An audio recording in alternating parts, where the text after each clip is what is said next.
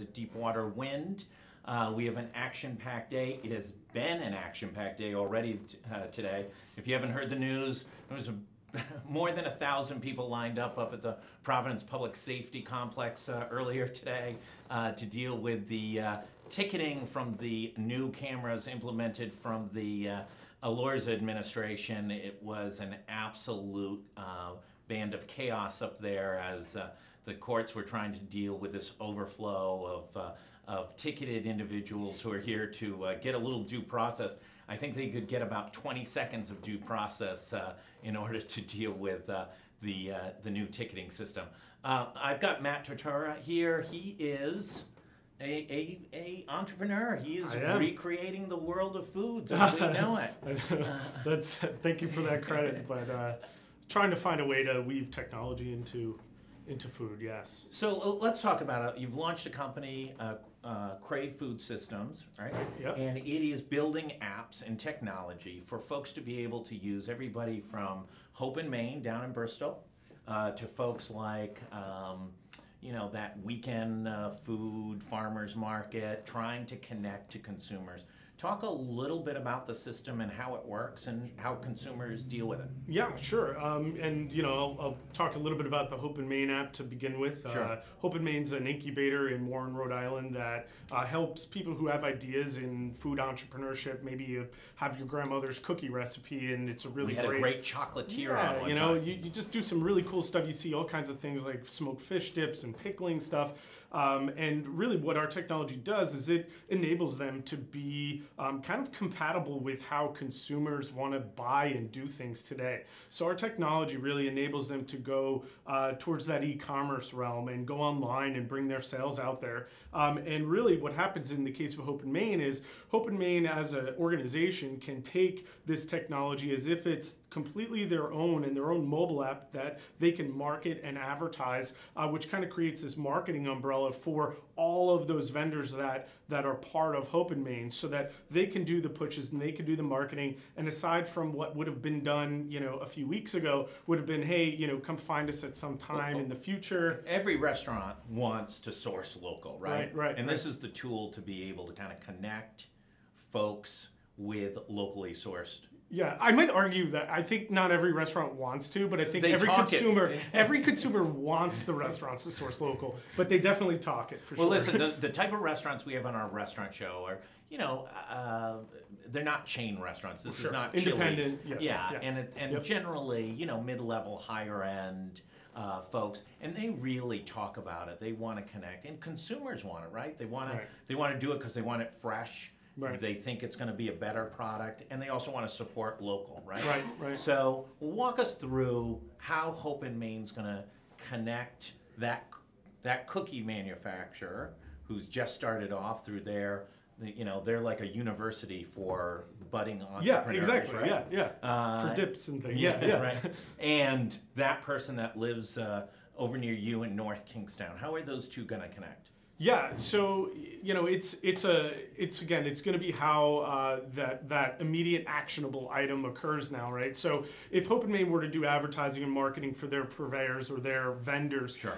They would just be able to let you know, hey, find us somewhere in a store or look for them on your shelves, right. Or maybe you can come to Hope in Maine and Warren and get it. The mobile app puts that directly in your hands right then and there. Right. So if you download that app, that Hope in Maine app, and you're sitting on your couch in North Kingston, you can download it. You can place your orders and you can arrange either a pickup or get delivery. Some of the purveyors and vendors have shipping. They can deliver it straight to your house. That's great. So that's the big main change there, is it's an immediate, something you can do with it. So we get approached the other day by somebody who runs a specialty line. Could you build them an app to connect them with consumers as well? Yeah, totally. What we did as a company was we built the core software was an e-commerce platform that allows buyers and sellers to connect. Then we actually worked on this process called white labeling, which takes that software and basically can brand it and package it for any customer or client that we might work with. So yeah, any vendor that has something that would like to have that medium to connect with their users or their possible consumers, we can build an app for that. So you're Providence based, your office is right downtown? A half a mile away I walked here. Yeah. Right on Johnson and Wales campus. Great. And but you're doing work all over the country. Talk a little bit about that. You're doing in New York State. You're launching on the West Coast. Yeah. Yeah, so New York actually we just started launching it this winter. It's called Fresh Food New York app.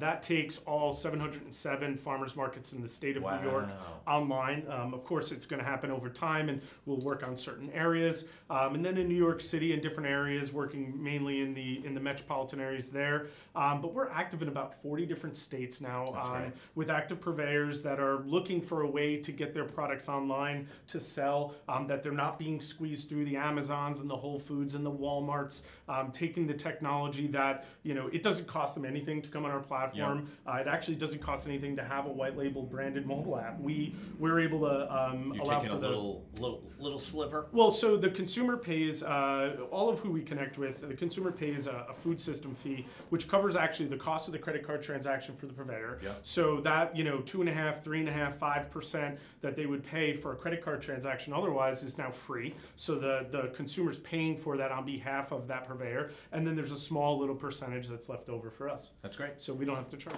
Yeah, excellent. Yeah. And you didn't get here in the most usual route. You didn't go to RISD or MIT. Is there a usual route? Well, no, sometimes I think when people think tech, they think, this guy came from here. United States Navy for 10 years. Yes, yeah. Talk a little bit about that. And there was some technology there. It was a different kind of technology. Submarines and nuclear missiles was my technology. That's right. No mobile apps. But, no mobile apps. Yeah. Right. But it was Do you know the hot spots in North Korea by radar? I know of some footprints, some target IDs, yeah, but it's it's something that I don't think there's any real distinct path to any entrepreneur's way of doing it.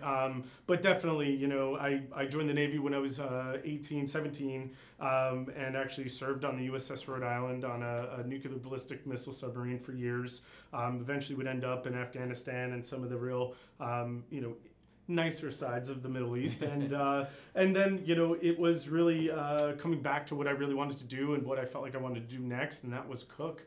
I loved food, I loved everything about it, and most importantly, I loved to eat it. And I entered the industry when farm to table really became a thing, and that was what drove me to even looking at how technology could improve the way that better food, healthier food, fresher food can actually get to that restaurateur that wants it. Where you're going through Cisco or US Foods, and how many times you see that on a menu when you're out eating. Yeah, absolutely. So in the grocery store, same thing. Like how do they get the food that consumers actually want? That technology really was pretty evident that it needed to kind of come into play. You're at the cutting edge of this, and listen, for most of us who are consumers, we see this transformation, whether it's related to how we get our news via GoLocal or Uber or Amazon Prime. Right. Where are we all going? What's it going to look like for? Let's start with the farmers market. How is a farmers market going to be different based on your technology or other technologies 24, 36 months away? Wow, yeah, no, so, I see it as it begins to take on and, again, really deliver what the consumer is becoming more used to, what they expect. I want sweet corn. Yeah. How do I get it now? Exactly, right? Like, you go onto, you're able to download an app at this point. Yeah. We have not only Hope in Maine here in Rhode Island, we also have the Coastal Growers Market, which is down in North Kingstown. Yeah. And, you can download that app and you can see what products are there ahead of that Saturday morning 8 to 12 time frame that allows you to browse, shop, and order right there. We see a drive-through at the farmers market happening. We see a at-home delivery model that will work to bring products from that market to you. And at the end of the day, it's not the farmers market experience. You're not getting out, you're not going there, but there are so many consumers that want that for their family and that have the ability to cook and do things with their family that should be able to get it. And if they can't make it to that farmers market right now, it's a big no. So if this technology can bridge that gap. Is this going to cut out the I know a guy in Rhode Island who can get me sweet corn? Is this going to put out a whole group of people in Rhode Island? Yeah, now you know a lot of guys. That's the reality. Right? You do. You can find a guy. You can find a girl. You can find. So is this? I mean, I am kind of exploring this a little bit. That roadside stand that I love that's down in South County. I live in Providence, am I now going to be able to get their corn, sweet corn, somehow to my home on a regular basis if they're a part of that farmer's market. Possibly, and Yeah. the reason I say possibly is that, the farm stand is really, it's a location that might be convenient to you. Yeah. The way that our app works is that purveyors are able to put in all of the locations that they're present at, Right, or that right, their right. product is available. Right. So if it's more convenient to you to go stop by that farm stand and pick it up, then Yeah. do it. If you want to pay the $25-30 to get the at-home delivery from the farmer's market Yeah. that they go to, then do that. Yeah. It's really about looking at how there are more options and choices for the consumer that ultimately, if it doesn't happen to be the route you're going to take that day and you miss that, how else can you get it? And is there any other way? And that's what we're You're trying at the to say. cutting edge of this. Do you see this really transforming not only the way Amazon is acquiring Whole Foods and may completely change the game in home delivery, but if I'm a Shaw's, a late adopter type of old school supermarket grocery store, should they be scared?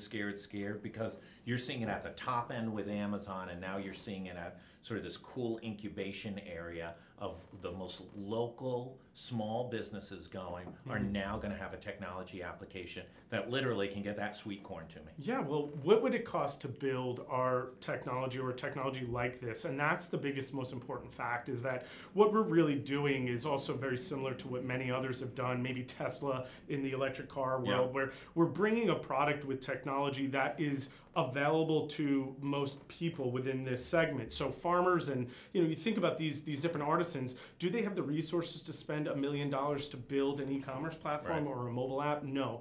If we can provide it, and we happen to be the first company that could build this technology in a way that it could be spread and adopted, that the cost to do that wasn't too high.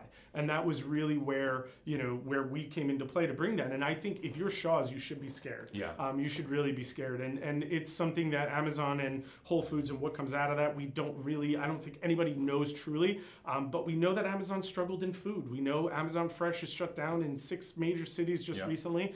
It's a very difficult thing to bring fresh, healthy, local food into a distributed supply chain. And our technology is kind of modifying that so that the system itself is the distributive system. You brought up Elon Musk. Will there be your own rocket ship taking farmers market produce across the universe? If Mars needs local food, I mean, That's right. it would have to be grown on Mars, I would suppose. But no, I mean, it really will be interesting to see how we can take, driverless vehicles and some of the interesting ways of advancing technology and delivery and supply chains, and be able to bring it to those, old school farmers markets that we've known for a long time, and how that, helps them generate more sales, increase their presence, increase production, and maybe even lower their prices. And not live or die on every other Sunday at a high school parking lot kind of thing. What happens if it that's rains? great. Yeah, Right? it's terrible. Yeah. Listen, I want to thank you so much. This was great. Thank you. Keep us up to date. We want to hear it all. We want you back. Yeah, sure. And want to thank everybody. Hold on one second. We're going to be right back with Gary Sass, Cha-ching, the money man, talking about both state and federal issues tied to the economy and taxation and you name it. Matt, thanks so much for coming on. Thank you. All right, we'll be right back.